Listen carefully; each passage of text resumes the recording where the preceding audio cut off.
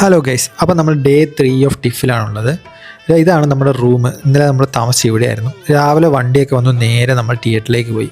തിയേറ്ററിൽ പോയി രാവിലത്തെ ഷോന് വേണ്ടി റെഡിയായി. ഫസ്റ്റ് ഷോ രാവിലെ 9 മണിക്കാണെന്ന് അറിയാലോ.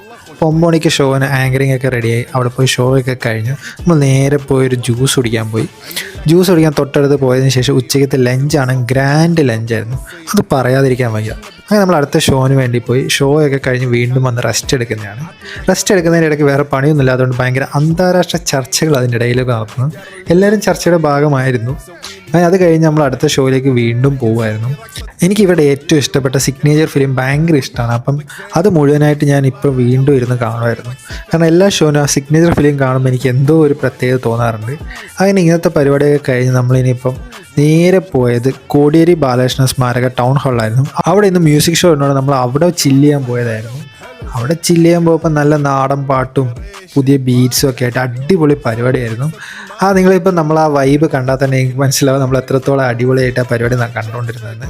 ഇന്ന് പിന്നെ ആങ്കറിങ്ങിൻ്റെ വീഡിയോ ഇടാത്തത് എല്ലാ ദിവസവും നിങ്ങളെ കാണിച്ച് വെറുപ്പിക്കണമെന്ന് വിചാരിച്ചിട്ടായിരുന്നു.